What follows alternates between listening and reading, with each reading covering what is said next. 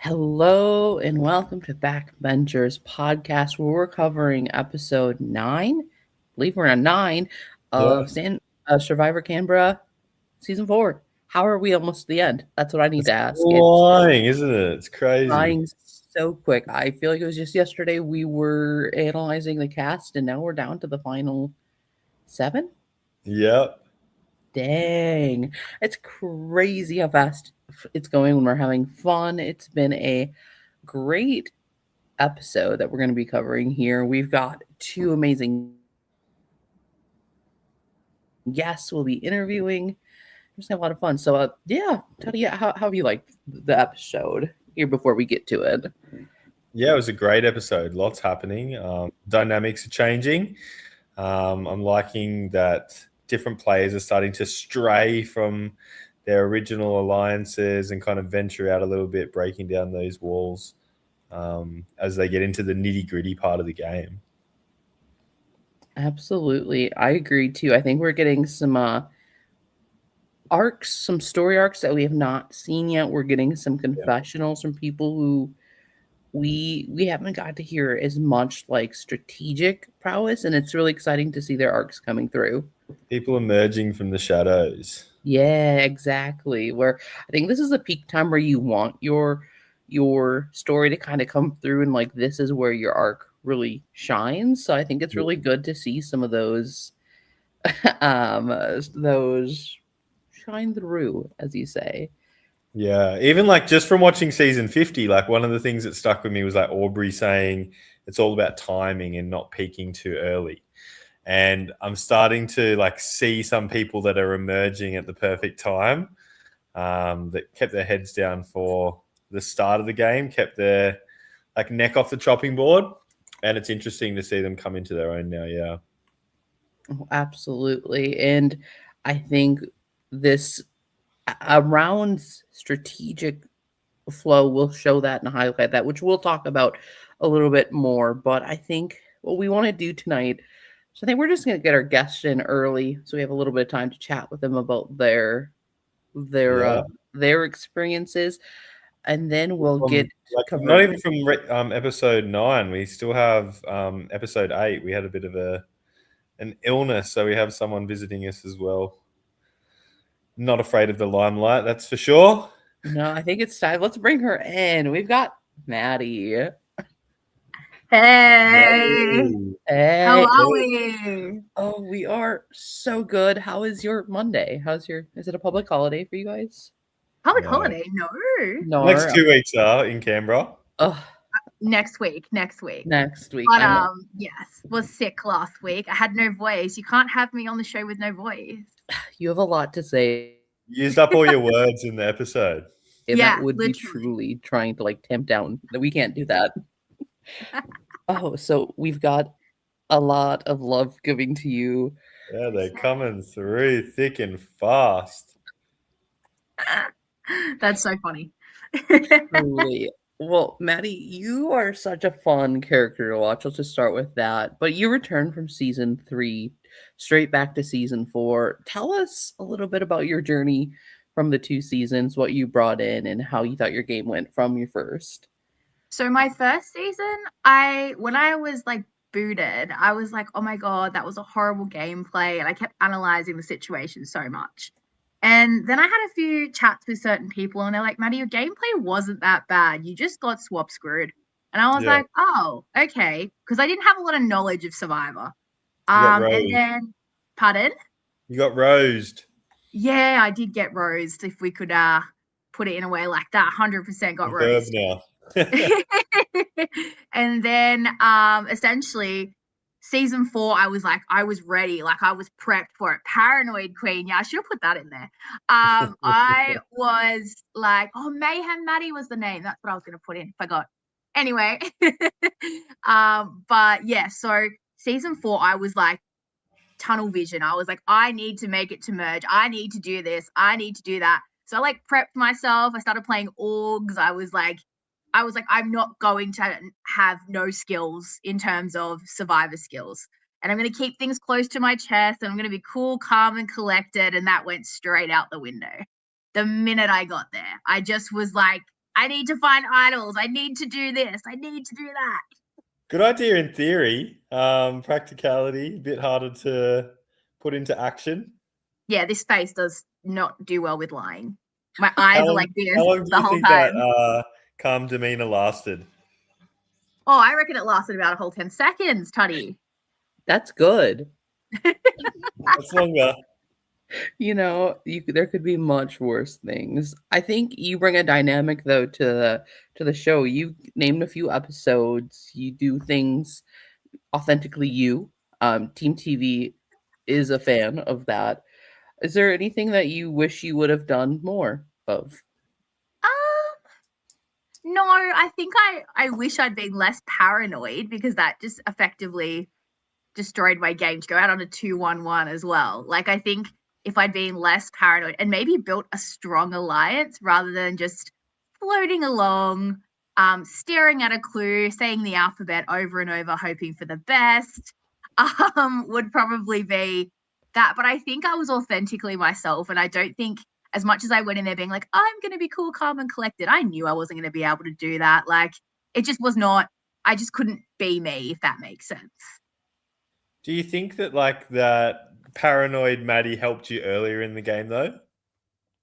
I think it got things started, I guess, like, because then I kind of like had to really advocate for myself against Haley because it was me or Haley. So I was like, oh, like, you know, I've got to do this. But I know that it rubbed people the wrong way. For example, like, I know it rubbed Brie the wrong way because I was just so out there and like, wah. And I know that Brie and Jordan were so tight as well. Well, Brie as well had like Mars in her pocket and Aston. And so like when it rubbed one of them the wrong way, kind of like rubbed all of them the wrong way. And like I also kind of went into the game being like, oh yeah, like I'm friends with Aston. He'll be my number one. Like that's not how it works in the LRG world. Like your friends doesn't mean that you're like this when you go into a game. So yeah, I think that was probably one of my downfalls as well, is that I was just like playing crazy, but it was also fun to play crazy, if that makes sense. Well, and I think you played crazy, but you also did a lot of strategy in that chaos. I think one of the key votes that I really enjoyed watching was when you were able to pull in Mushy and kind of get that tie to go the way you wanted it to go. Obviously, you don't go home that way, and like that's a key move, I think, in your game of making you get even further. 100%. And I think like the talking as well, like you were talking to everybody, which opened up the possibilities of your game and different avenues that you could have went down. So while you think it might have like closed some down, I feel like it opened some up as well that kind of came into its own when it was needed. Especially with that vote, because I was like just letting Aston talk. And I remember like watching the whole time and I'm like, he keeps talking. He's not going to stop talking. Like, I'm going to have to interrupt. And I was like, like, Mushy, listen to me. I'm your friend. So, yeah, if I hadn't interrupted that vote, it could have gone very differently. And absolutely. And even the way we sat, like if Mushy had not sat where she sat, because she was the first one to make the call, like it could have gone the other way. So, yeah. But I do like watching my crazy eyes a lot. Like they really like, are you voting for me? Who are we voting for? Mushy or Mars? Like that's watching yourself back on a show is always so interesting to be like, am I doing that for real? Oh, yes, I am. Yeah. So I feel that. I think it's interesting where you build up this relationship with Mushy, but you guys end up going back to back together. What do you think about that? So Mushy like asked me like straight away when we got to like Pondy, she was like, why did you cut me off? And I was like, I don't know. I just did anything other than to avoid me getting cut off. And then I even cut off Janine, my only alliance. I was like, yeah, cut Janine. Like, I don't even know what I was thinking. It was just literally Mushy had kind of been like clawing through each like tribal. And I was like, well, I'm essentially the next Mushy. Like, I'm going to have to kind of be like, well, I hate to say I am wearing brown, but be like a little cockroach and just kind of like, you know, scramble to get up there. But I also do love a scramble. Like, I love running around and being like, who are you voting for? As stressful as it is, I find that part the most fun part of the game. Yeah. If we go back a couple of episodes too, it's like Red had the advantage. What kind of happened there for the tides to turn?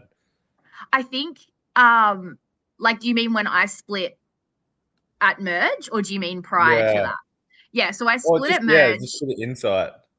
Yeah, I definitely split at merge and went to the blue side because I knew that I was rubbing people the wrong way. So it was like, oh, I'm gonna jump ship, but then I almost was like, oh, but like I still like those people at red, so I'll just like go back there and try and play the middle, even though the damage was definitely done.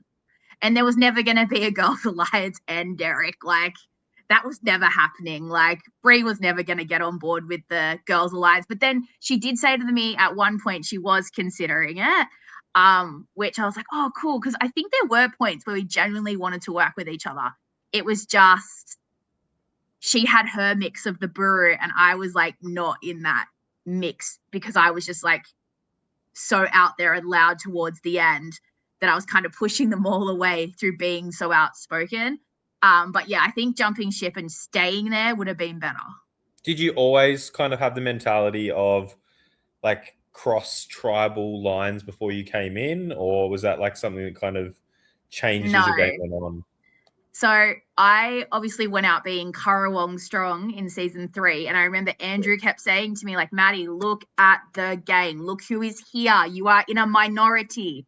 And then like Aiden told everyone like what I'd done. And I was like, yeah, but I didn't emphasize that I'd saved him in a way by like voting for Jay afterwards. So I know this is going back to season 3.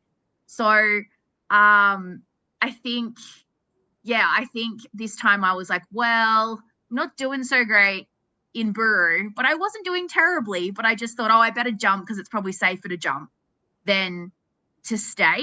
And then got cold feet and then tried to jump back a little bit. It didn't make a lot of sense. I think I was just so paranoid that it just like my decisions, like it was good to jump because I was in that 6th vote, but then it was like I was out, like because I went straight back and started talking to those people, which I could have played a bit better and being like, oh no, I'm definitely with the blue, and like not obviously not told the red that, but like they would have figured it out. They're not silly people. They would have known. We have a question from Aston come through as well. So who's somebody you didn't get to play with but wish you did, and why? Simo. I really wish I got to play with Simon. He was someone that really helped me get through my vote out in season 3. And I was like, why does this man get it? Not knowing he'd played 2. So I was like, oh, right. And then when I saw him, I was like, oh my God, yes, I would love to play with Simon. We just never got to that point. I would have liked to have also played with Haley, but it was just like first round, it's me or her. I was like, well, it's you. I can't go. I can't go. Pretty hard when you just pitted against each other from the get-go. Yeah, but I was really proud of her for making it like so far through the battle back. So I was like, oh my God, I might actually get to play with her. Not that she would have worked with me because I obviously voted her out, but it would have been cool to play with her. I don't think she thought you did, though. That's the thing. Yeah, like I don't think she was like 100% certain, but when it was me or her, I think she did know. Like, True. yeah. One of the questions that I have is, can you give us like a real-time like analysis into your idol clue? Oh my God. Like, I don't even understand. Like, it was so dumb. And I held onto it for so long. Like, it was, did anyone try and work it out? Like, when it was on the screen, it was so hard. It was I paused and letter. screenshotted it and tried to work it out. It was something about an ace in the hole. Ace in the hole. Will know. But like, I just couldn't work out. Essentially, the idol was near the fence, apparently. I'm pretty sure. But I just did not get it. I like was literally carving letters into my leg, trying to figure it out, like with a stick. Like I was desperate. I was like, I am gonna work this out. And then I got to the desperation station, and that was a really hard code. I'm not good with code. So how hard was it? What's the scale? I feel like that wasn't just you. I think everyone's failed Desperation Station so far. Desperation Station was like, I was like saying numbers, letters. I was like counting. Oh, it was ridiculous. I was trying all my like school strategies. I'm going to say Desperation Station was 10 out of 10. I'm going to give my clue a little less because I got some of it, you know. I started to work around it. I was never going to get it. But yes. True. Is it the same Desperation Station challenge for everyone, or it changes? Yeah, I'm pretty sure it's the same for everybody. If you So want I to just put got your like a minds lucky together, crack. just carve it into your leg and give it to the next person. They can study Yeah, it. literally. But I don't think anybody worked it out the whole season. I don't know. Well, I don't really know because Yeah. I was on jury duty.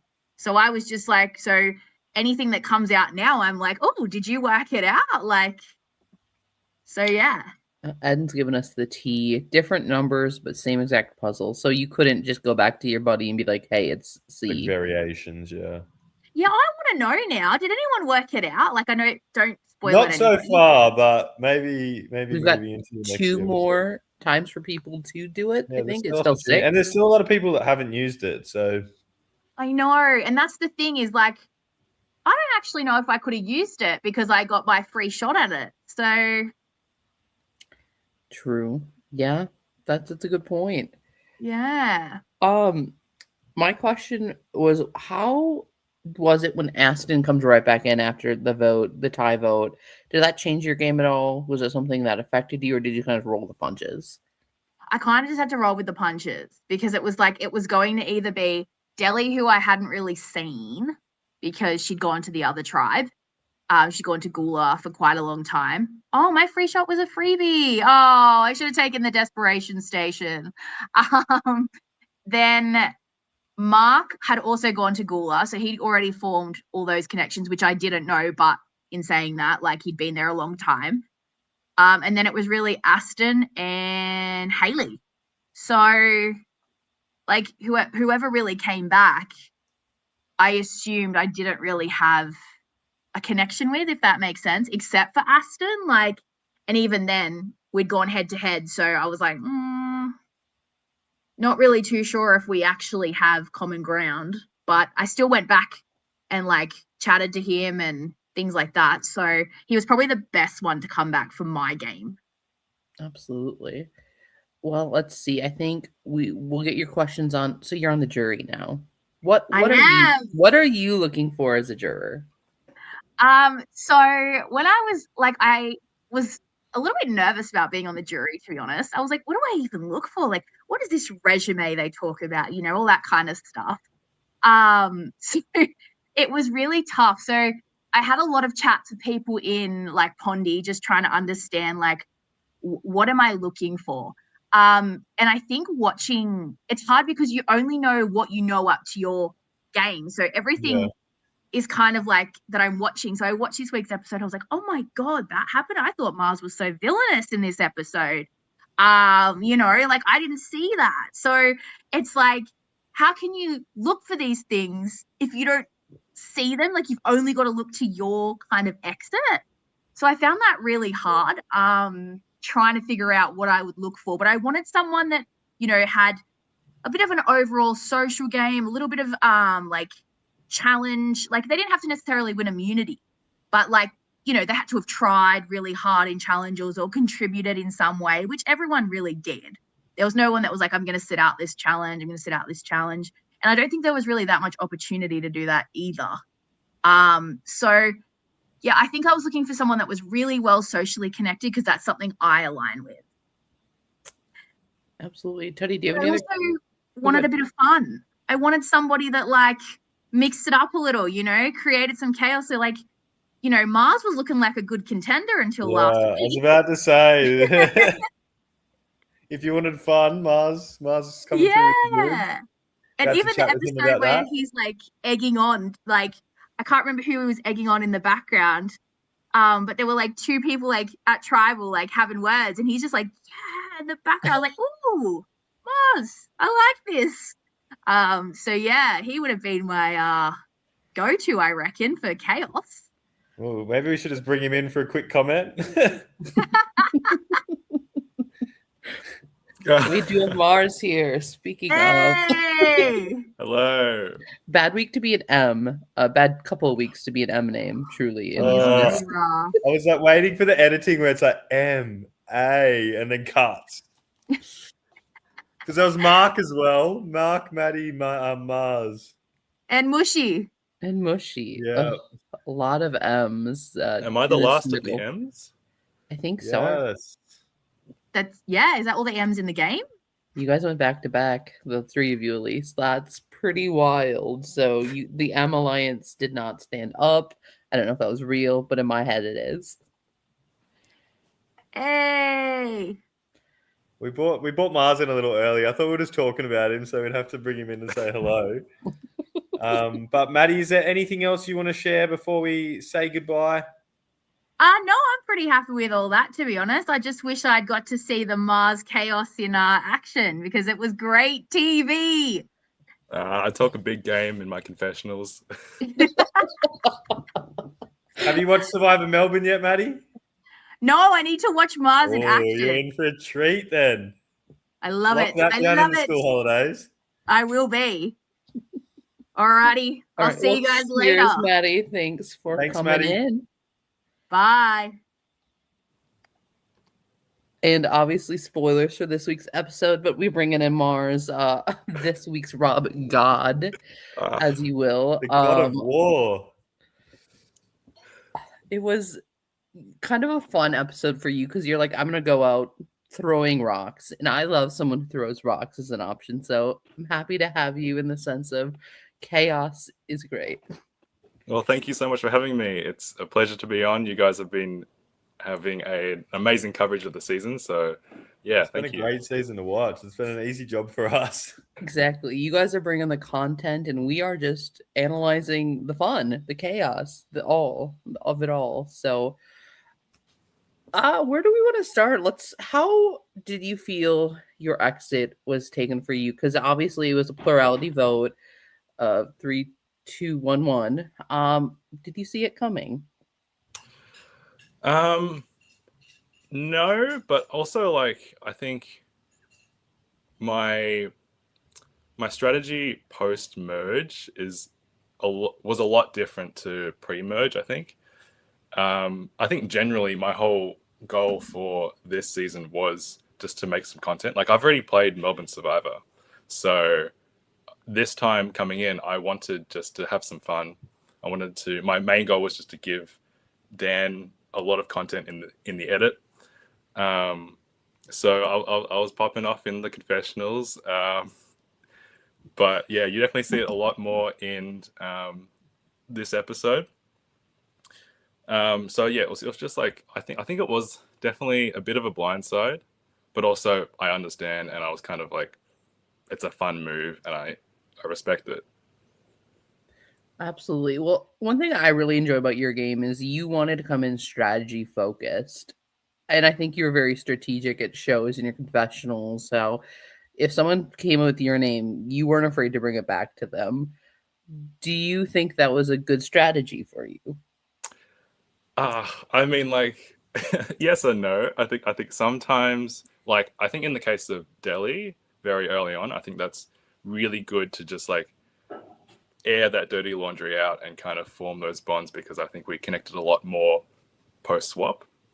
But then sometimes I think knowledge is power, so I think it's important to hold on to that sometimes. But I think it makes for good TV if you just kind of say it out loud. Exactly. One of my favorite alliances of the season was the Melbourne Boys. I think is kind of a fun little like red blue mix. Interesting. You guys are like challenge threats, hiding behind like the prowess. Do you think that was a loss? Because I know you guys kind of were together, but you distance. Maybe Derek in the sense of that, because you and Will are still close as we see in this. How do you feel that might have affected your game had you put more into it? Maybe with Derek on that side? Yeah, I think the Melbourne Boys was formed because I was scrambling after swap. Like I knew I was down on the numbers, and I knew that I needed to bring in or ingratiate myself some way into the majority. And so any sort of commonality we can find, that's where I found myself. Yeah, I mean the the point when I say that we're all challenge threats and like none of us has really won a challenge yet. It's pretty funny. Foreshadowing, maybe. Yeah, I think big predictions. Yeah, I called it. Yeah. Mhm. You truly did. Well, I think even like the Melbourne Boys thing was like sowing seeds of potential alliances before you actually needed it as well. which I think is like a really smart play because so many other people just went in there focused on their original tribal lines, and you were kind of one of the first people to throw the line out across. And yeah, I think it proved dividends for you in the end. Yeah, no, I definitely think it saved me on multiple votes. Yeah. But I think also going off Eden's question there, if I took any lessons from Uncharted Waters, I think the thing I've been saying to people is that it was interesting in terms of the filming schedule because we played Melbourne Uncharted Waters, and then the year after I played Canberra. And a bit of time in between to reflect. But also not enough time for the season to come out and for me to watch it. And I think my downfall is always that I'm very focused on my own game and I can't sometimes see the bigger picture. And I think having watched my season back, it's a lot easier to watch what I did wrong in that season and what I can improve. And I didn't really get that chance necessarily coming into Canberra. And so I was quite cocky coming into Canberra. I don't know. I feel like it was like even from watching Melbourne and then watching Canberra, like even your confessionals, you seem like a lot more relaxed and like kind of leaning into the characters and like the facial expressions behind. I think like you brought a different kind of vibe to Canberra as well. I liked it. Appreciate it. Yeah. No, I think also it comes with like I did pretty well in Melbourne, so like for my goal for this season was just like to have fun, give good content. Yeah, having fun shows. My question for you is, I know one point of your game is when there's an opportunity for mutiny. Why did you step forward? What was your thinking behind that? Well, I knew there was what, like four OG blues and then 2 OG reds. And I knew that if one red went across, then it would most likely be the other red going home if there was another. Which is what happened. Which is what we saw. Yeah. And so even though I had those bonds, I didn't think they were stronger than the OG blues bonds. If red lost that challenge, do you think you would have been in trouble being like the one that just come over? I don't think so. I think I also had like a decent alliance with Bree and Jordan. Yeah. That I think we would again have the majority on like a 3-2 against Maddie and Janine. I love this question. Oh, that's a tough one. And then I think just because I played more with her, I'd have to go Christelle. But both of them are mothers. We'll say Chriselle. Merge Derek's answer, yes. No, that's a great question. Trying to think, what if you make it past this vote? What's your path forward? What would you envision trying to work through to get to the end? I think foresight is not my strongest suit. I think definitely because the game was so chaotic and there were so many twists and it was such a fluid game, it was definitely more about securing voting blocks for that vote and then figure out the next vote. I think a lot of people were willing to work with multiple different people. And so you could definitely cut one vote and then work with someone that you weren't working with before in the next vote. So I think, what was I going to do next round? I think probably like solidify my alliance more with Will.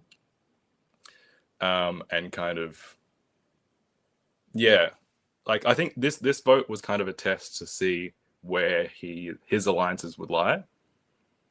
And you see by this vote, he voted for Janine, which is what I told him to. And he was left. So I was like, oh, okay. Because like it was definitely, I was still not sure if he was totally on my side or if he was really in the pocket of the Blues. So yeah, it was more just like to see where his alliances lie. Yeah, and I think it's like starting to get to that nitty gritty part of the game where even though people are in alliances with each other, they're playing big games. So it kind of opens up the possibilities a lot more as well. So definitely like a few more opportunities, I suppose, than originally presented in the last few episodes, where it's been pretty color-based strong.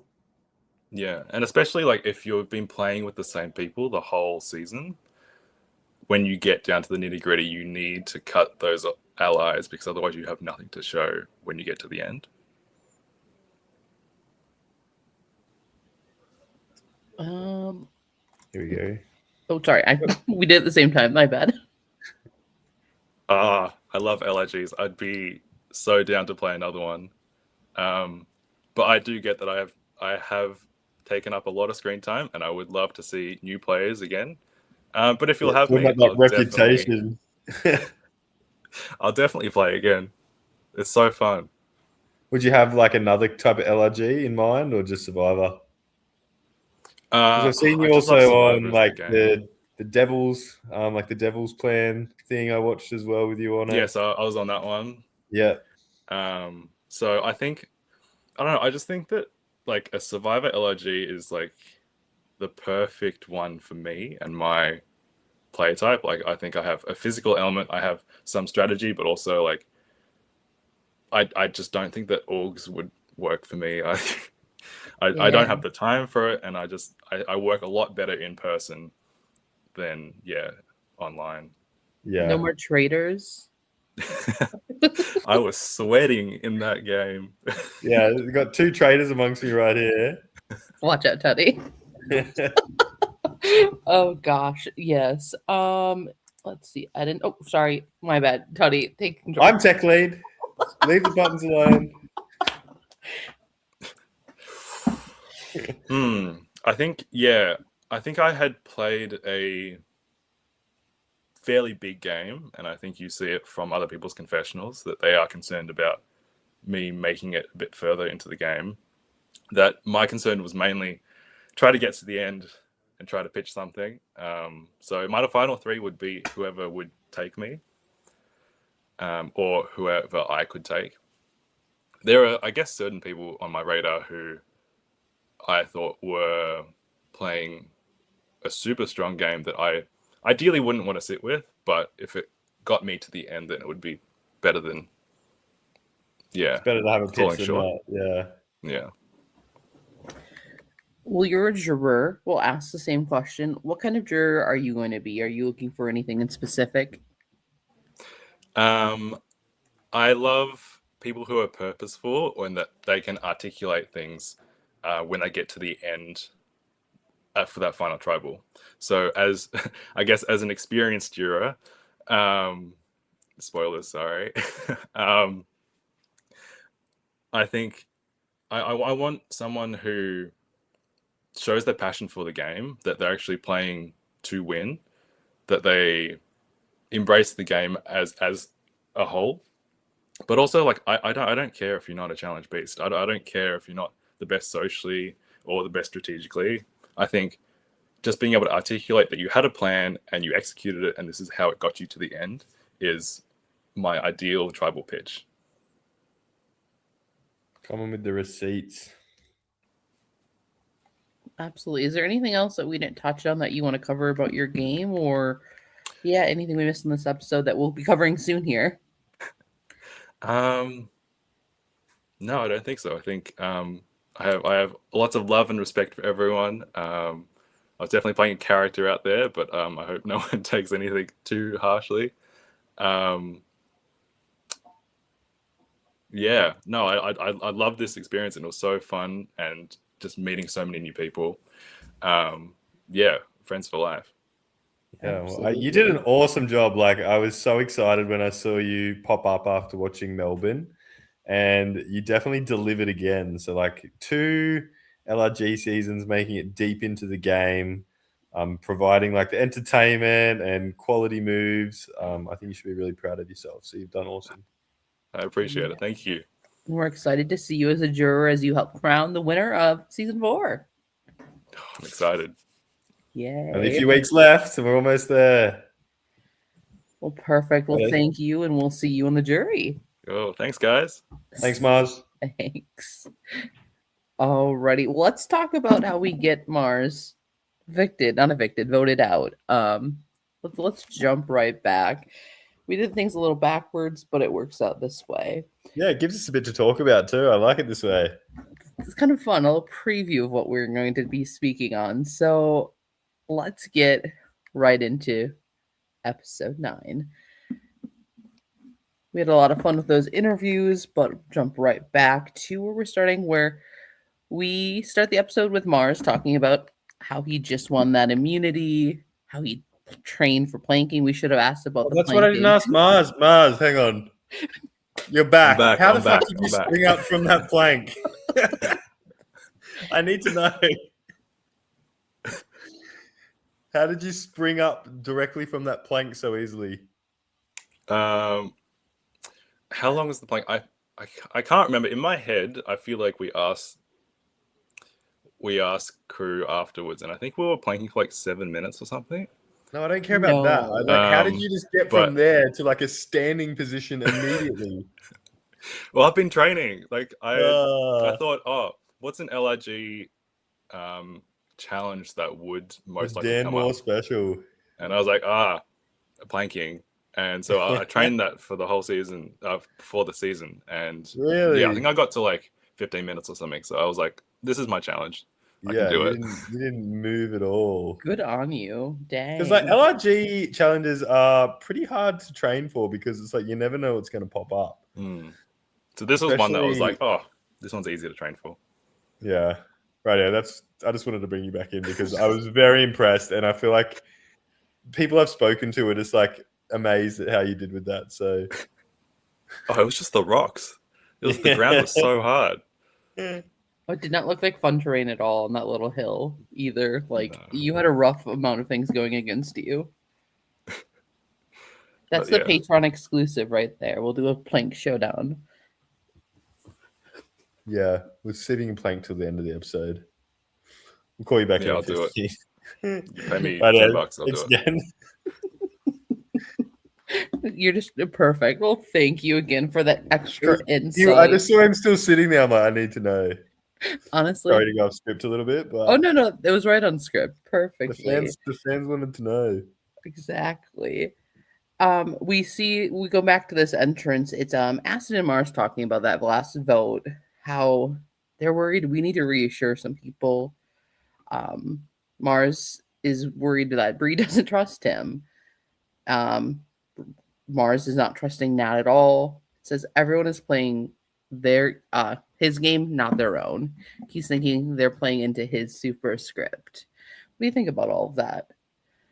Yeah, I think it's like, especially when the numbers start to dwindle, I feel like that's when the paranoia and the questioning really starts to kick in about who is actually running it and who should I believe. The possibilities kind of get reduced a little bit. So I feel like people are starting to buy into that, and it's definitely a fire that other people can feed as well. Like it's all about perception. So you can alter other people's perceptions by putting your own little spin onto it as well. So I feel like it's a valid thought, a valid conversation.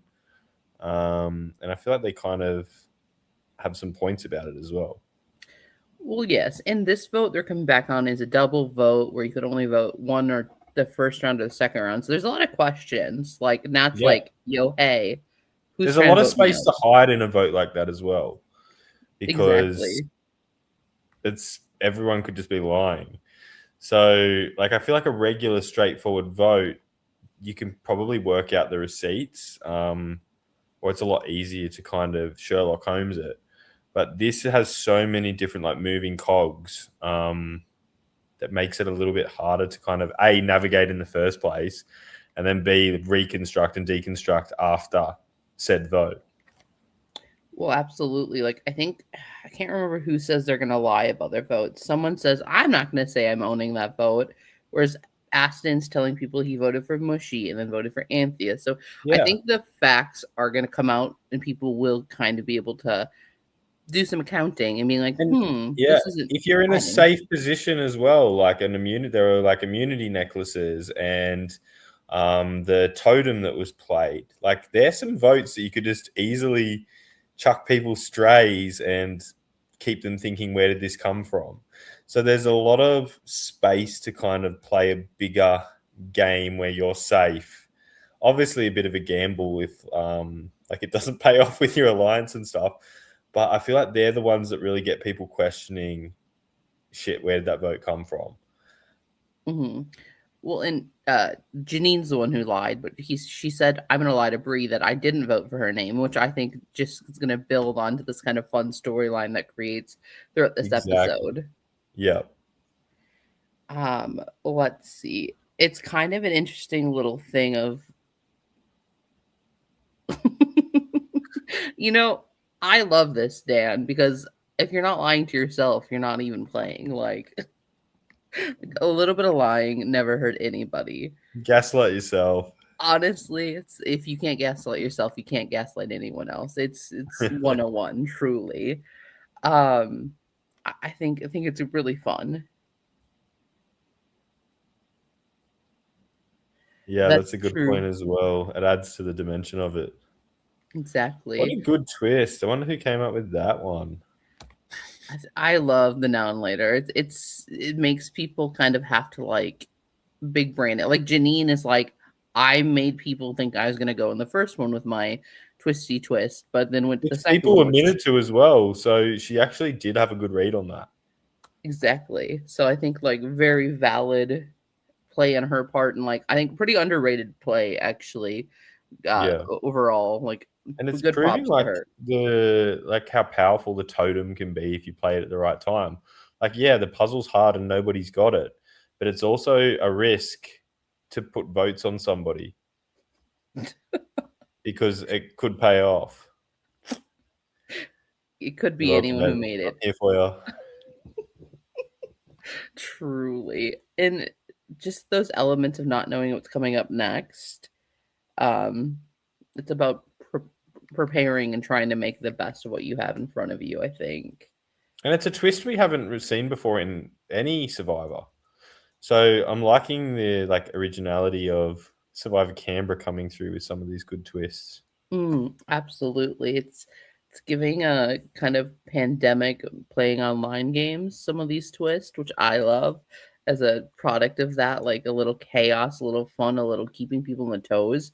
You can't game bot it as much, which I do love a game bot game, but it's kind of fun to see it get twist up a bit. Yeah, and it also breaks down like that thing of a like, I don't know, people that just say tribe strong and kind of pagonging their way to the end.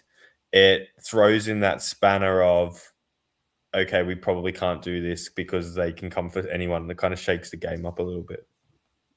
Absolutely. So Eden's at home eating this up. I can see like just like that avocado, eating it up. Yeah. Fry it up. Fried and eaten, us for sure. So as we get back to like what preparing for this next coming vote, there's a lot of names being thrown out. A lot of names. We've got Aston pitching a split potential between Nat and Janine. He's saying that to Mars, but at the same time, people are saying Mars is kind of a big, strong threat here. But there's also people saying that Will and Derek are playing some of the best games. So literally everyone's names, for the most part, is out on the table. Well, Derek's name can't really come up because he wins the challenge, but... Well, this is pre-immunity. Pre-immunity you're talking about, yeah. Like, did they know that it was going to be that, like, the 2 urns before pre-immunity, though? No, that was the last round, though. So... Oh, yep. So... I'm getting mixed up. I think it's because we interviewed Maddie. I'm like merging the 2 into one. Very true. I mean, but still, good points. You know, not knowing what's coming at Tribal does change your thoughts pre and post finding that. So yeah, exactly. It's a lot harder to predict. Let's see. I feel like a new duo to watch for Derek and Janine pops out a little bit in this pre part. Where Derek's like, no, I'm trying to cultivate something with Janine. Like, you see them having a little conversation. So I think that's the thing about Derek. He's such an approachable person that people feel comfortable to come up to him. Like his door's always open to other people as well, which is a powerful and dangerous player in Survivor because it kind of opens up the different avenues that he could go down. So I think we're starting to see like Derek kind of emerge as one of the power players of the game as well. So I think like that target was kind of small but getting bigger. Everyone butted and Valid. I don't know. Some days I'm watching Derek side eye. I get it. Yeah, no, he's definitely, I think, kind of playing the float back, see where it goes, what best move for me, and make it happen. give us some time, Aston. I've got a lot of Jeez. notes to get through. We're working to it, trust me. A lot of Saving the best to last. exactly. I think one thing about this episode, it's showing a lot of the fluidity of people wanting to try to make some bridges with people they haven't built yet. So I think Which I'm that's enjoying as well because we've seen a lot of like rigidity and like as opposed to flexibility across tribes. oh, absolutely. And I think that will help get yourself to the end if you're willing to do a little bit of wiggling rather than just that board straight across. I mean, as we talk about that, we hear Anthea saying, "Well, this OG blue could stay together if we play an idol and get it correctly. Then we can just steamroll." Yeah. We'll see if that happens because, as we see in the end of this episode, 3 out of the 4 of them are in that plan. So It could be an easy plan to fall back on as well, I suppose, when all the shit hits the fan, you kind of go back to that safety net of what's familiar. Oh yeah, absolutely. We're jumping ahead a bit, but I'm intrigued to see what the next couple steps are in this Oh. like big game of chess that everyone's playing at the same time. Do you try to go for the queen or do you for the king first, or do you try to get the pawns out first? Play Like, the long what's the right game. That's move? it. And who is making the move? Who's in control? Who's just Who is the king? Who is the queen? End game is my favorite type of game. So I feel like we're in for a treat. Oh, we really are. Because it's kind of interesting to see how people are wanting to set up their end game. Anthea is talking about how she thinks her end game Mars needs to go because he's so likable, he's social, he's a physical threat. Well, there were And people pushing for Bree as well, and Anthe was kind of the one that steered that back onto Mars. yes, absolutely. Like she there's like a face where you like see her go, Yeah, don't why know not about that. Mars? Like just so calmly and so concise, which Anthe is kind of emerging as a bit of a power player as well. Like she's kind of been really reserved, I think, in some of her gameplay so far, but I feel like people are putting Will in control of all these votes and stuff. I think Will has his hands in like a lot of different pies, but I feel like that big alliance, Anthe is like mothering it as well, where she's like having the final say. Obviously getting that vote back onto Mars as opposed to Bree, because I feel like everyone was kind of getting a bit annoyed at Bree's gameplay at that point of time. So her pulling it back to that, I feel like was a really good move. In this confessional in specific, pre-tribal, I'm like, are we getting a winner edit for Anthea? Like that confessional where she's like, I've stepped in my social game, my strategic games there. I'm like, ooh, this is giving. Ooh, I like it. I like what I'm seeing. So it's definitely, contenders are emerging from different style plays. So very much so. Yeah, and I think it shows in this episode too that you and Anthea Bree are very much so wanting to work together, even though there's like high and low moments. And I think like at the end of the day, it well, I guess you do vote for her. Maybe not, but like you the path's there. You want to try to put the work in there with it, which is fun. I think Bree's putting like olive branches out to a lot of different people though to try and work with as well, which I feel like is a bit smart as well. I mean, at this point, like if you're looking at like the pulled out view of like the reds are down, blues are up. Yeah, it's just it might be chucking the all time. your fishing lines and seeing which one bites. Exactly. Reel it in and cook it up for dinner. Okay, Bree, I see you. The safety. That's fair.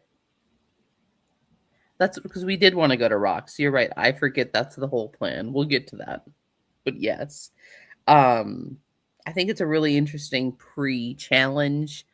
Let's see if there's anything else. I think there's one last thing where Will's talking about how he wants to go for Janine, because they've kind of been back and forth throwing each other's names out.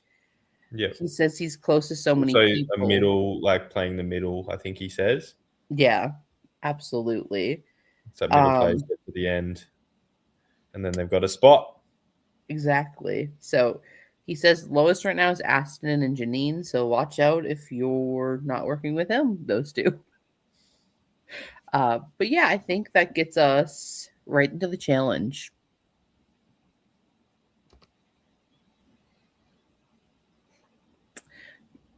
Precursoring. My brain hasn't jumped that far yet. My notes are not there. Oh, we're going back. Exactly. Let's go to the challenge. It's kind of a fun, little unique challenge. I think we've seen it. It's a flashback to early Survivor ? Yeah, we've seen it like a few times. Usually, like in a reward sense, as a team taking it in different rounds, but it's kind of like a knockout style competition. And can I just say, like the drone footage is like so good, like how it's filmed from above. So good. Getting to see it real time, and like that's definitely because that's the strategy of the game. I'm not sure what's the right one. I think Derek kind of picks it up on it, like going back to like your left right one instead of the middle to flip it. It is different to the one we've seen in US Survivor as well, because in US Survivor you can flip more than one. So like you can flip like both at the same time. So you can flip like yours, theirs over, and flip yours. Because I remember like seeing it on Philippines where like Abby Maria just absolutely butchers it, and she's like, I have no idea what I'm doing, and just like flips her own and then like the other one and wins it for the other team. So I think this is the first instance I've seen where they're only allowed to choose one before they have to go to another one. I think so, because they're always just be running nerding. I'm sure Eden can verify or tell me I'm an idiot. He would never do that. I feel like he's going to go for that option now anyway, just even if I'm right. No, you put it into the universe. Well, let's talk about our matches. We have Will versus Janine, which I didn't know the strategy going in. So Will, I think, was just quicker on the draw on this one. I think that's what we see. Well, I think Will was the red hot favorite going into it, just following from previous running challenges. Like it is pretty similar to the like running around the track challenge with that like added little thing of flipping it in, obviously adding a little bit more thought into it. But if I was like a betting man, I probably would have put my money on Will heading into it. Which I think as we get to the middle part, that was a pretty upset, like not upset that's bad, but like, whoa, my upside's down. Like what? Like the betting, Vegas was not happy, I think is what we'll say on that one. The bookies were fuming. Once you add thought into it is the issue. Yes, I agree. Thinking and running sometimes do not mesh. Maybe that's part of it. And a couple bunged up fingers, Will. How can you flip it? You got little stubs. Exactly. Cutting your fingers up. You can't. Not the joking. Truly, I think it's leave that one up there. Just let that soak in for you, Will. Then we go to our next category of Nat versus Bree, which I think Bree thinks she has it for a quick second, and Dan's like, no, not yet. Which we get a Nat win out of those two, so that's pretty interesting. Then we get the showdown of two of our Melbourne boys, Mars versus Derek, which was a showdown, truly. And also going back to that running challenge, which Mars was in the end till, like my money was on Mars. So there's like been a couple bets that I would have got wrong so far, which kind of just shows that the brain part of it is just as important as the physicality. Like for me, it seemed like a physical challenge, but I think it kind of proved that wrong just by watching it. I think the mind game of like, do I go flip this one? Do I need to go back this way? How defensive do I need to be? Definitely. And it also shows how people think under pressure. True. It's like Nat and Derek think pretty well under pressure, can make split decisions. Exactly. And I know like Derek was like going through it during this hot day too. So like even with those conditions on top of it, like is somehow to be able to pull it through versus this one was pretty great. Then we get the battle of the A's, Aston versus Anthea. We get an Aston victory on this one. Yeah, it was a pretty quick one. Yeah, and then we move to our semis. We get a Will Semi. semi. So sorry. We get a Will versus Nat, which a little bit of a surprising upset, like we were talking about, where Nat pulls it out. So I think she was able just to like game it just correctly and to beat Will's speed in running. So him choking the challenge comes through here indeed. And then we get probably the closest call of the game is at Aston versus Derek. Literally 0.2 seconds difference on a flip. Yeah, very, very tight. That was Derek getting that one, which very, very fun and interesting. And then we get Nat versus Derek, which is our finals. Who did you think was going to win this one? I don't know. I feel like it could have went either way, and it was another very tight one. Like even like they both kind of stopped thinking that it was over, and then like it would keep going because like they just flipped it over in time. So I feel like the final was the most suspenseful kind of matchup of all. Like it probably went the longest. But yeah, I feel like both of them did really, really well, and both of them could have taken it out, or either of them could have taken it out. Absolutely. And at the end of it, we get a Derek immunity winner for the second time in a row.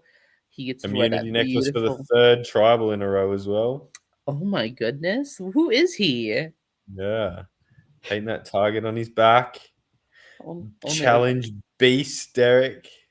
Which, Mars predicted you're going to be one of the challenge beasts. Short legs. Only one of the few times they pay off.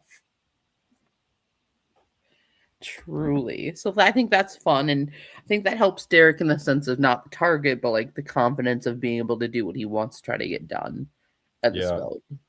And then as soon as we get back to the camp, Ashley, we see an Australian delicacy that they're eating. Have you seen these or heard of these? They're frozen pop? Like, what do you guys call them? Oh no, these are like we have different kinds. These are a very specific brand that we probably should have got you to try when you were over here. It kind of slipped my mind. But it wasn't warm. They're called Super Dupers. Super duper. And are they just like sugar, icy water, frozen? Pretty much. Okay, cool. Yeah. And the biggest crime against humanity I saw was Aston. He had like the melted bit at the end, and he was just holding it, like not even like the best part is like drinking the juice, the super duper juice at the end. It's like the melted part. Kickback. And if Aston threw that out, I don't think I'm ever going to speak to him again. It's like I was just waiting to see what he did with it. He was just sitting there holding it for so long. It's like that's criminal. We better get in the comments asking if you did not do a criminal offense or not. We need to also, know. Did you get to choose your flavors? Because that says a lot about you. It's like when Q plays hide and seek and like analyzes them all. I'm analyzing you by your super duper flavor. What flavor would you have picked? I don't know if I can reveal it here. It's probably going to say too much about me. But I don't know. I don't really like the artificial ones. I will kind of go a pineapple, the yellow one. Okay, that sounds good. Is there a blue flavor? Is there a blue flavor? There is. Blue, I think, is bubblegum. I don't know if I'd want bubblegum. I want the blue raspberry. I want like the most artificial flavored taste. Oh, blackcurrant. Good choice. What are these flavors? Oh, maybe I did need to try them because they're good. It's next time. Yeah, a summer treat. Well, I think it was needed. How hot was it, Cast? Was it 45? What were we hitting at? Yeah, I think it was about 60 degrees by then. 60 degrees Celsius. Yeah, it just kept getting hotter and hotter. It's crazy. We should have had water. Wait till we get to finals. It's cooked. It's like they're literally just baking. In hell, yeah. Figuratively and mentally. Exactly. And that's what I heard about Canberra's, heat that day. Truly sweltering. We're getting There's a cola flavor as well. Cola goes hard. cola. Okay. Ooh. Okay. Put this on my next time in Australia list. Yeah. I'll put them in the freezer now. Exactly. Get them Get 'em on ready. ice. Oh gosh. Well, I think I was at 12 degrees. I called bonkers on that one. 30 maybe. I don't We have know. some disparity here amongst the troops. I don't. Dan, I'll need the official forecast, please. No, you can't trust him. Truly. Here's his input. Oh. That'd be okay. We're really discussing the important stuff here about Survivor. It's just everyone's this is what people tune in for, okay? This content right here. Not like me to derail the whole show. Us, we would never do that. Well, as they're having these special cool treats, we get strategy. And I think that it's truly a paid actor the whole time, these ice pops. Not sponsored. We should have tried to get sponsors within 3 different types of things here. Soda, the pops, and croissants. Coles, where you at? Perfectly. I think we start off with Nat being excited for Derek winning, saying the more Alliance members safe, the better. Not sure. I mean, yes, bring Charlene back, but ooh. I agree. We need more Charlene in our life.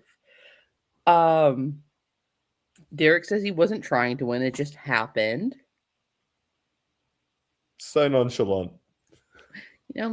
Just casually winning 3 immunities. It's Don't just even parading through, flipping the disc willy-nilly. You're like, okay, you're not trying to win, but you did, so good on you. And I think one of my favorite parts is Mars being like, there's groups of 4, as we see the gender split chat happening. We got the bros on one side, we got the gals hanging on the other, but we also have a red and blue split. So it's going to be interesting if that plays a part in the vote. Yeah. I think there's a few different ways it could have went, but I'm not surprised at how it turned out at the same time. No, us talking about oh, maybe they'll be fluid, but it kind of goes back a little bit to OG tribes. Yeah. As we see them talking. A few things, jumping ahead, obviously, but a few people swapped over.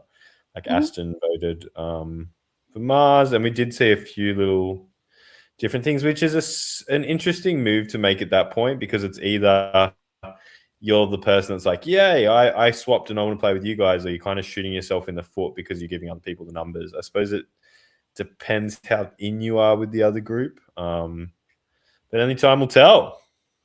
That's true. I mean, you can only know which round by round is going to help. You can't be future thinking this at this point of the game, I think. You have to be 1 step, but not 7 steps. That's for sure. Yeah. One thing I think is interesting is Nat talking about how people are trying to pressure her to use her idol versus her alliance saying, no, you're good. What's your take on the whole Nat idol flushing? Well, I think Nat's one of those players that is pretty fluid as well. She stands out to me as one of the players that is most likely to want to play across tribal lines. And it was kind of even back from when Mark was around, about how open and honest she kind of was about that. So I think if anything, it's making her trust her original blues a lot more, because when she doesn't play it and she's fine, she's like, okay, well, these other guys were telling me to play my idol, so can I trust the word that's coming out of their mouths? So yes, trying to flush an idol and saying it, but it's also then it comes into reality where, okay, you didn't have to play it, but we were telling you to. So it publicly kind of displays that trust or lack thereof. So it's an interesting position to put Nat in, and it also gives her some information and power within the game about where she sits, kind of to make her a bit more informed, I suppose, about decisions moving into the final 7. And I think Nat's sitting in a really good place. I don't think we've talked enough about just how good she's playing. She's getting most of all the information. Well, that's the thing, because she's playing both sides. She's getting all that information. And when you're getting two differing sets of information and kind of have the gumption to not play it, it's pretty ballsy, I think, of Nat. And Nat's playing before Rizzo, having an open idol and not being able to have to play it. She's playing Rizzo before Rizzo was a thing, Yeah. Before Rizzo was even walking, Nat was running. Exactly. Nat is truly the icon in that sense. Moving forward, we get an interesting confessional from Anthea saying, well, Will and I were number ones. Well, at least so I thought. I don't think he and I are as good as we once were. Sorry, I was reading the comments. Will you say that again? No, you're good. Nat guy. I don't think I can do the rhyme or the saying with that. Anthea saying that her and Will were number ones, but she's kind of thinking Will's got a different, home now, which is interesting she's not to her. Wrong. Like, I feel like Will has a few people thinking that he's their number one. Obviously, like with Mars and stuff, they had like the Melbourne boys. It's like Derek, but Derek's kind of said that Will is one of his biggest threats. So, like, while you think you have him in the pocket, it's also, do I need to get out my ally, the biggest threat of the game? It's always that, like, prisoner's dilemma, like conundrum kind of thing. So yeah, like, I still feel like he can be number ones, but still not work together at the same time. Like, there comes a point where you have to put your own game first, if that already hasn't happened. True. I think it's just about timing, but I think Anthea is a smart player, and I think she can kind of see the end game, and if people are sitting there with her, who she has a better chance at and who she doesn't. I think she also sees people that have multiple opportunities to get to the end, as opposed to people who might have less kind of wiggle room that might jump in with her. So I feel like Anthea is one of those players, especially being a returning player, that's always thinking a few moves ahead. And I think she has a really fire confessional, in my opinion, where she's like, Aston and Bree say they're at the bottom, but that's bullshit. Like, you're with Mars, you're trying to concoct thing. Like, the fact she's clocking that, yes, they want to work with others, but they also had this trio. I think it's pretty interesting. I also just love that confessional. She's a very aware player, Anthea. Oh, absolutely. And I think her ability to stay composed is admirable. I feel like on one end of the scale is Maddie, and then on the complete opposite end is Anthea, and then there's people in between. But her ability to stay composed, I think, especially playing such a fast-paced game, is pretty incredible. Absolutely. And I think one thing about Anthea is she's always clocking the tea, but never selling the tea too early. She's saving it for the right time to pull out the pots and pans and be like, here's the tea I got for you guys. Exactly. It's for sure. We move on to Aston talking about some more things he doesn't think is real. He says that 6-person alliance that was talked about last episode. Yeah, that's not real. That's not happening. And this is where he tells Nat, this kind of duo that we were mentioning earlier, how he thinks it's time for Will or Mars to be split up as one of the biggest known duos in the game. Both are having good resumes. And we start to hear Aston talk about, we have heard him talk about all this game, which is a new term for me, and what kind of one that stuck with me, which is the win equity. So he's starting to already think far ahead into the game of who has the best win equity and how that's going to impact him in the end as well. Well, and I think Aston's been discussing in most of his confessionals about his resume, about what's the best thing I can do. Am I doing the right thing? So I think the win equity is just a higher level resume, right? Aston is a very articulate player as well. His thought process and the way he talks about stuff in his confessionals is very high order thinking, a very intelligent player. You can kind of see his cogs turning with a lot of different scenarios as well. Oh, absolutely. Yeah, just the way he speaks, I feel like if he makes it to the final tribal, he'll be a dangerous player because he can actually articulate what he's thinking in a game sense. I agree, and I think he'll have like a very well crafted narrative. And I think a narrative is key on selling it. Like he will know what to say and what not to say. So, Yeah, exactly. He's just got to get there, and we'll see if he's able to make these new relationships with Nat. Maybe try to bring in this other side to make a new group.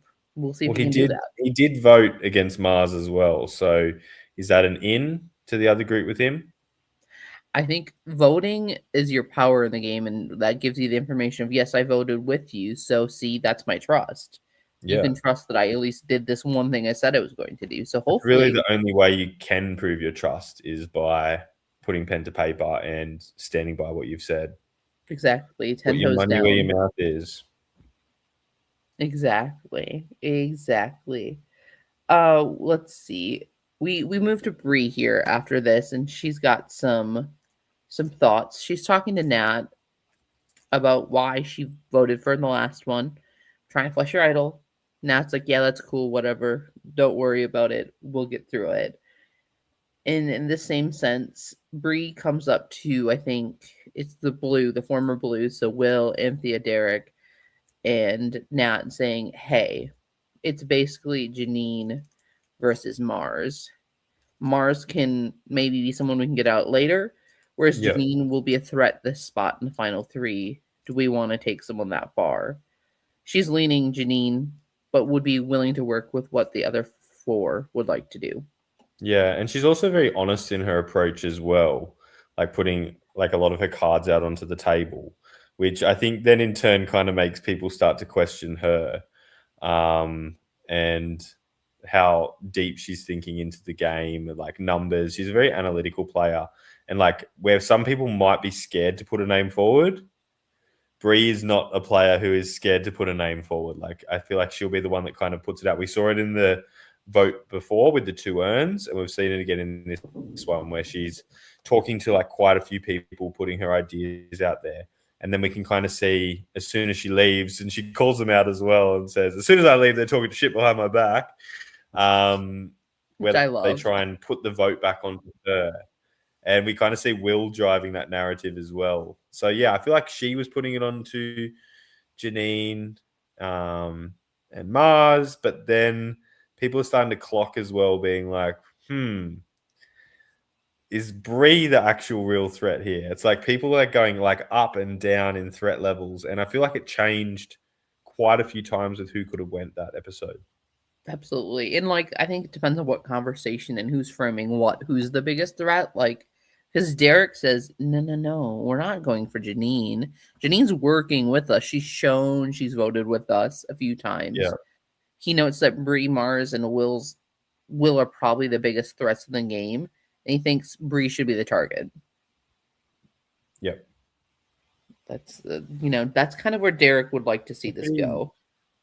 Does he have the enough strategic prowess he can push in this moment? That's the question. Well, is Derek a player that pushes an agenda as well? Like, or is he kind of someone that'll let someone else take the shot and still be on the right side of the numbers as well? Have you watched Game of Thrones? Not all of it. Okay, so he's like in my head, he's like a little finger. He's whispering, he's giving ideas. He's like, maybe you should tell your people to do this because this is what I think maybe will be the right thing, but never the one who's like, yeah, exactly. I think he's very little finger asking that. If people know the reference, they might agree, might not. We'll see. Little legs, little finger. Exactly, little legs, little finger. Indeed. Let's see. Anthea, Derek, and Nat. Like Anthea is the one that puts that target like back from that straight back onto Mars. Oh yeah, this is the conversation where you see your face going, no, we're not doing that. We're not doing that because Derek like background. Very much so. Derek then pushes Bree again. So like I think it's just a lot of like wants kind of rubbing to see who will get the final say of who should go. It's very much they're not sure where they want any of them. It's good that they have that much kind of power in the game as well, that they can have that conversation and kind of keep shifting that target without it falling back onto them. Because there are players in the game that are trying to shift the target and they shift it so far that it comes back around onto them. Whereas Derek and Anthea are in that position where it's not coming back onto them yet. Well, not yet. Until people start to clock it. Like, I wouldn't be surprised in the next few episodes if we start to see that target change and shift back. Well, I wonder, did they have a conversation about the three without Will being like, if we leave Will out of this vote, what does that do to us? Will he be coming with us with a vengeance? And I think if they do, Will might be like, I know exactly who flipped this. And then does that go back on them? That's a question. I know they're wondering, what's the consequences of us not telling Will about this? You've always got to think of the backlash and like the blood that's on your hands, I suppose. Like every action has a positive and negative reaction. So I suppose it's just about timing. When do you pull the trigger? And does that bring down a positive effect or a negative effect with that? Like, does it Time will tell. I suppose like it gives you something to put on your resume, but also that resume can be pretty public at the same time where other people have access to your resume. Like I think when you're making decisions that are not public, but kind of you can infer who made it, it can shift that target a little bit. So it's like walking a tightrope. It's just finding that right mix and being able to get to the other side without toppling over. Absolutely. And, Well, look at us on these metaphors today. We're just like going... just one after another. Just spitting shit. We've got to. We have to. How do you think we'll respond to this vote? Dan, that's the next episode. We're not up to that. You can just chill. I don't know. You tell us, Dan. Box.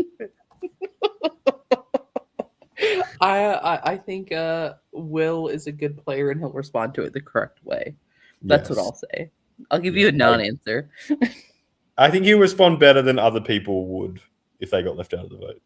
Yes, I think he's very diplomatic in the sense of I can't blow this up because I came here for bold prediction. And that we're giving a lot of... You want me to put my bold predictions on the line? I think Will takes it and uses his ammunition to get some of those stronger players, such as a Derek, such as an Anthea, to maybe get some eyes on them. That's my bold prediction. Okay, is that what you came for? I think that's a pretty solid prediction. That's what I see. Because I don't think Will wants to sink his own game by like going full like meltdown, crash out. Yeah, like that would be my guess.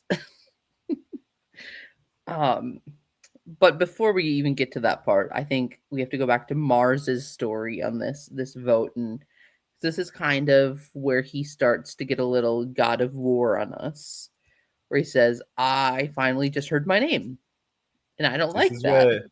This is where we needed some like lightning flashes in his confessionals, like just have like a really dramatic music swelling under too, like really just give him the full get the crown to come on without it being there. It's like PowerPoint transitions where it just slides across and stuff. I'll edit one up. Exactly. We'll work on that in post. We'll get an edit going for him. He says that if you come for me, I'm going to get you out, which I think that's why he wants to push. Well, he's been pushing Nat, but all of a sudden he's like, well, no, actually, I think something really fun we could do with this 4-4 split is rocks. Which is, it's so he's not afraid to push Nat and make question Nat at tribal either. Oh, I feel like he feels his back's up against the wall and his game's just starting to get a bit more public and bigger as well, like nothing to lose. Oh, exactly. And that's the conversation he turns to Will with about we need to protect each other. We are without each other, we become numero uno again. Like, so that's why he's saying maybe we can try to do a 4-3-1 if I can get Will to vote with me for Janine. I know at least I can have the majority if everyone sticks to what they say. Spoiler, they don't. Let's see. I'm just running through here. The OG Red meets up, and this is my favorite part. Mars is like, so rocks, please, please. God, I was hoping for rocks so bad. Say, I love rocks. Like, I wouldn't want to be the person in the rock scenario, but I will always be a viewer saying, please, please, rocks, rocks, rocks. Yeah. I feel like in that final 8 scenario, though, like, if you have the balls to go to rocks, it says like a lot about that season and a lot about that. But also, then there's people in a really good position that would be stupid to go to rocks as well. So it kind of depends where you lie in that scenario. Smart for some people, dumb for others, maybe. You know, Ballsy it for all, depends. yes. Resume for all, yes. It's like so many things to take into consideration. If you The were thing that- in this season playing, what would you yeah, do? if that's a good question. Me on a podcast not playing would say, yeah, let's do it. Let's go to rocks. Let's Yeah. let luck have its time. It's a good percentage. You know, I have a good chance of not being safe. But then if I'm sitting there in that chair actually playing, I don't know if I'm that bold. I feel like it's such a badass way to go out though. Like even Agreed. if you're in a good position, it's like, well, I never got voted out. I left in rocks. Like not many people can say they've left in rocks. I don't know. Give the I've been fans like what they want. I've been wheeled out of games where I'm like, fuck it, we ball, like let's go. So Exactly. maybe there's a chance I would. I do love a little chaos in a game, so But getting 8 people to be on the same page is another question. That's like a it's like whole different scenario. herding kittens. It's not gonna happen. Yeah, exactly. It only We takes one person to throw it off. And that's the other very dangerous thing. It's like if you decide you want to go to rocks, but then someone on your tribe doesn't, it's like then are you the vote? Like it's kind of a really dangerous situation. absolutely. I'm just trying to see if we missed anything in this. I think one thing that was interesting to me is Bree tells Janine and Mars, "Oh, those 4 over there, they're saying your name. They're selling you down the river. They're pushing your names. Watch out!" Like I thought that was a pretty good move on her part to like Yeah. give the information there. Aston and Derek think Mars and Will's relationship is what needs to be focused on this vote. And Derek says he thinks he's driving this vote. So that's kind of where we go right before tribal. Yeah. I So think before going into tribal, what did you see happening? Do you think it was there a was either predictable outcome, or were you kind of shocked? I could see I saw both avenues going. Either Janine being a really safe vote, but I think like the Will and Mars duo ship was being talked about by a lot of people where I'm like, I feel like it'd be silly for them not to at least get a power player out in that moment. So I wasn't Exactly. shocked. Yeah, I feel So like it was probably one of the more predictable votes of yeah, the because season. Like I think it's like 8 as well. Like you kind of can see where those, but 8's a dangerous one as well because it's heading into 7. So it's like one of those votes where you got to think and move ahead as well. oh, absolutely. Like how ahead are you thinking though? Like, are you thinking 7-6? Or are you just thinking 7? Yeah. I don't know. It's a tough one because that all really comes down to immunity wins too. Um, who is okay? Maths, yes, indeed. 6, 7. We had to do it. It was there. But no, I think it'll be interesting to see. Yikes. We hit it there big with that. That's All as right, far should as we I'm move going to I've taught enough tribal? math today. I'm done. Numbers. Big numbers. Tribal, our final 8 tribal. We go in, a few of the questions. We talk about Derek recognizing winning immunities does put a target on his back, but Yep. everyone has strengths. It's not just that. Anyone could win an Exactly. immunity. Yeah. I think this is a Um, crew that kind of, I don't know, thinks beyond challenge threats too, but it's always an easy one to throw that label onto somebody and hard for them to shake it off. Absolutely. If you need to It's push a something that narrative. maybe people might not consider, but then it's like, oh, well, we should go maybe for the challenge threat. And it's like people easy to jump on that bandwagon. So it's just like another one of those like badges that you're wearing that could shift the target back to you. I don't personally see it as a big thing, especially in LRGs. Like the challenges can be so niche and like so particular to different skill sets that I feel like it caters to different people. Especially with like puzzles and physical and like running. Like we've seen different types of ones. No, Dan, who are you talking about? Who could this be? We have Yeah, no very idea. cryptic. Oh wow. Lord. Spill the tea. Just stating facts.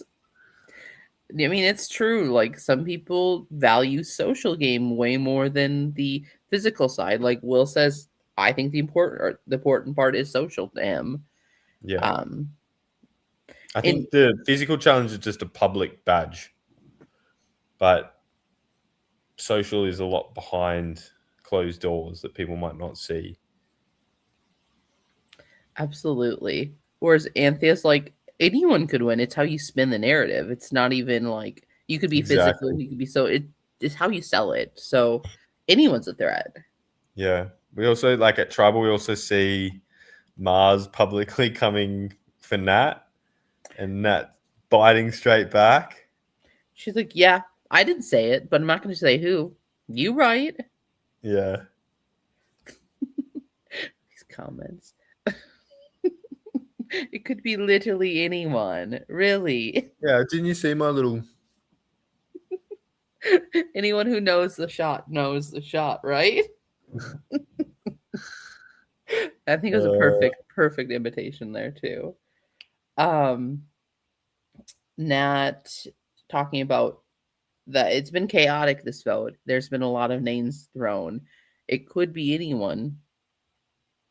Yeah, exactly. And And except her because the idol. But do you feel like people thought she would have played it? I feel like people like you should play it, but it was never really the idea to on this one. So I think like like flushing it, but without actually trying to flush it. but like we were talking about, she has all the information. It's So she hard doesn't to have do to. when it's only like low numbers as well. Um jeez. And we also see on like, I know like we probably shouldn't be talking about next week's episode because we've like haven't put the trailer, but we also see like maybe another idol coming into play as well. Like imagine the possibility of Nat having 2 idols or another idol into play. It's like final 7 with 2 idols. It could just be nutso. Oh, I love the chaos. Bring it, please. Yeah, which Please, vote please. isn't chaotic, as Brie just said. I honestly, this season, every vote has not been straightforward, and I love that as a viewer. Like, I'm sure the Yeah. players hated it, but like, we're eating good in the neighborhood. It's been a suspenseful season where you don't know what's around the corner, you don't know what's coming, and when you think you've figured it out, something else will just come and like knock you out from the side. Absolutely. Well, even with this vote, I wasn't fully expecting it to go the way it goes. I was kind of a little shocked to see it to be a 3-2-1-1.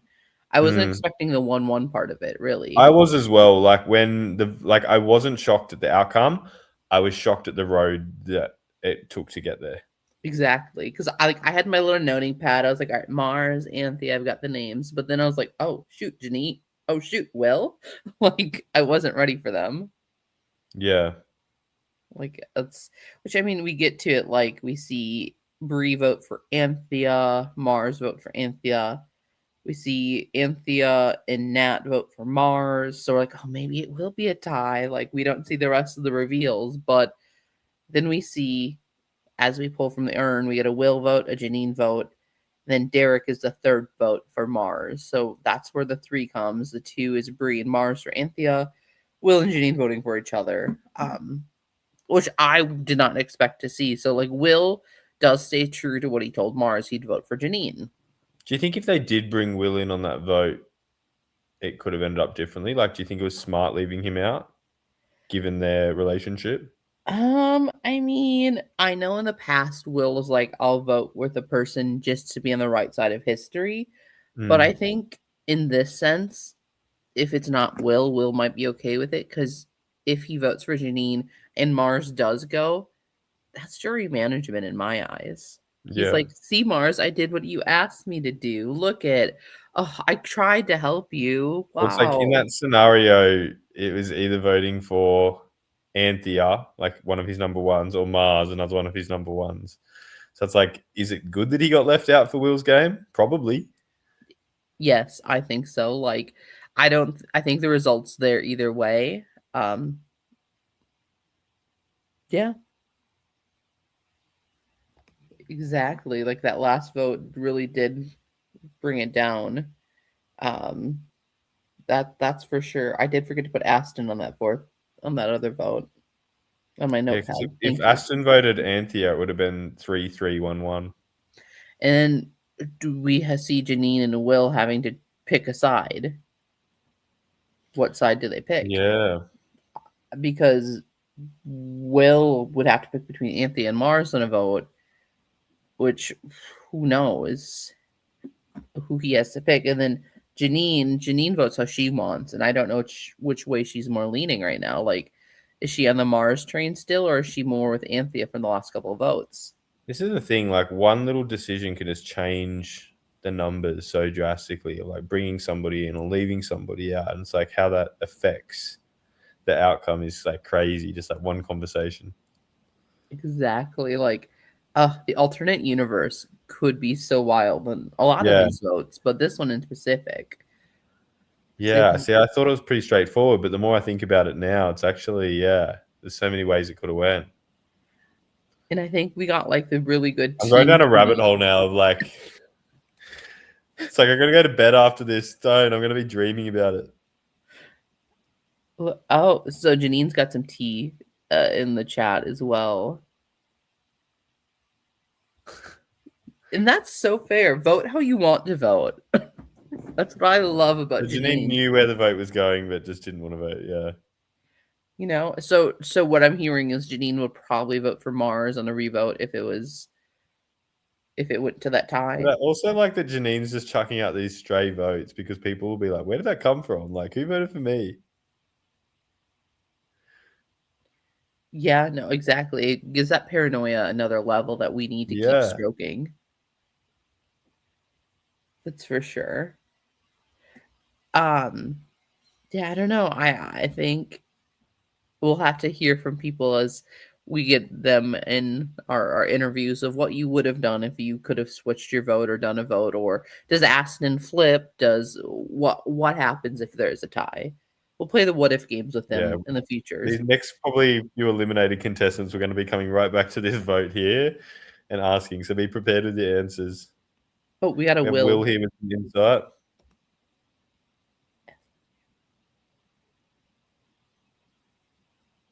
It's an extra option. Okay. Interesting. Yeah, right. So I mean, like, you kind of could play either side there. You were leaving your options open. Okay. So they could have been the rock jaw without the combination that Mars didn't even think of. Yeah, truly. They kind of just mash potted every idea and like, this is the one that stuck. Yeah. Aston votes Mars 9 times out of 10. What's the one time you don't? That's really... Yeah, I thought you and Mars were like pretty tight from watching, no? I think this round... is that just more from a game, like you're starting to recognize that he's too powerful, or like what's the reasoning behind that, Aston? That's what I think I read it as, like he just wants to break up that Will Mars power duo. But let's Yeah. see. There are some whispers at Tribal as well. Oh, we didn't get the super edit. we needed that episode 8 editing. Just like the whispers over the.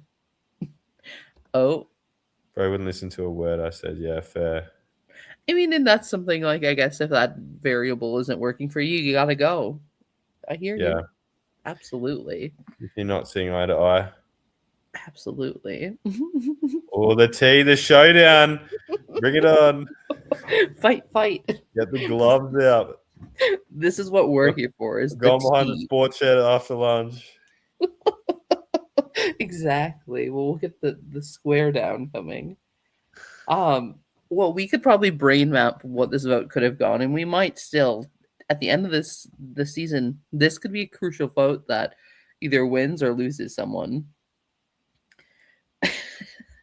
Well, I was about ready to log off, but let's just We'll sit here and wait. let's just drag this out. Should we role play it? I mean, who are you playing? I don't know. I don't know how I'd play it well from the early days. So it's a couple of days wearing on Aston. It sounds like. Yeah. Lord. And that 50-degree heat was probably getting to them as well. I think they're going a little crazy from like dehydration from that as well. Like the sugar electrolytes. rush with the Zupa Dupas. Exactly. They needed about 3 more cola flavors to get them on that sugar high. You should have drunk that juice, Aston. It would have calmed you down. It would have made you think clearly, is what I've been told. Oh gosh. Well, this has been so much fun. I know we get a Mars juror, which we talked a little bit with him about, but I think he'll be a really solid foil to the people on the jury. 70 degrees in that field. If that was in Fahrenheit, that's a perfect day. Yeah. For Celsius, oh no.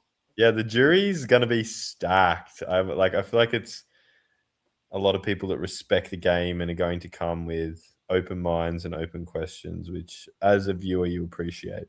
Oh, absolutely. And I think like they'll be able to bounce off each other what they didn't see and what they have seen and try to really like get a winner that they all can respect, I think, with these questions they'll be asking.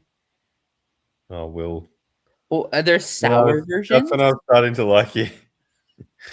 Are the sours bad? Oh, you need the OGs, yeah. Oh, tea, okay. No, you're wrong.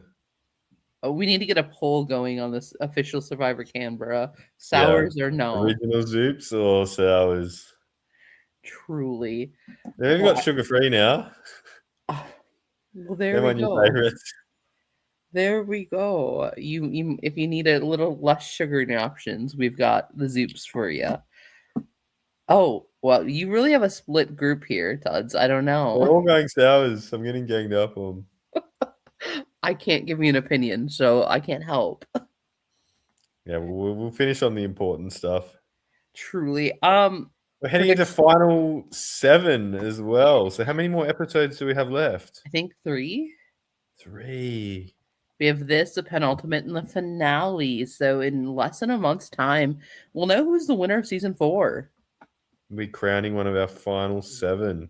Isn't that crazy? That I feel like we just started, so we're almost there. We've got the preview to next week. Just I think kicks it into another gear as well, which we'll probably leave you with in a second. I think the final, I said it in the comments for the episode, it's going to be spicy. I think people are coming to play. We're going to have like really hard-hitting finale couple of episodes. So I'm looking forward to it personally. Yeah. Oh, the casters brought it all season, and I think that they're going to continue bringing it right to the very end. So they won't put their buckle up. Their foot's on the pedal and there's no brakes. They've cut the brakes out of the car completely. We're going to the end. So I'm excited. We'll be back for episodes 8 p.m. on Friday, our usual YouTube drop time for the episode proper. And next week, neither of us are joining you. I think we have our other great co-hosts. They'll be here probably 7:30 on Monday next week. Our normal slotted time now. for the Backbenchers podcast. But where in the we'll have meantime, interviews. I feel like the finale will be a bit earlier if we have lots of people to interview. Yes. Keep that on your calendar for the finale, guys. It's going to be fun-filled interviews, that one. But we're excited to wrap up the season in the next couple of weeks with the rest of our podcast group. Our friends will be watching. Join the comments, like, subscribe. Keep that engagement going. We'll be happy for it. So, yeah, anything else? No, I think we've covered it all. I'm looking forward to it, and I'm a bit sad it's all coming to an end. You know, all good things must come to an end, as they say. Yeah. You know, sadness is just means it was good. Hopefully, save the best till last. And we will. And we will. Right, yeah, we'll see you guys next week. Yes. Well, not us personally, but I'll be in the comments giving them shit. Oh, as I will too. But let's get that trailer and we'll head off. See ya. Next time on Survivor Canberra Mount Majura, Will needs to pick up the pieces after being left out of the Mars vote. The last Tribal Council was the first time that I was left out of a vote, which wasn't the best feeling in the world. I did hear whispers of Mars' name being thrown around, but I didn't realise that the numbers were actually banded up against him. The decisions of Aston and Janine have left Bree, let's just say, annoyed. Aston gets fucking dragged into doing Mars out of fear and because he wants something on his fucking resume. And then Janine votes Will for God knows what reason. I don't even remember Will's name coming up. And a tree mouse sends the tribe on a mad rush to find an idol.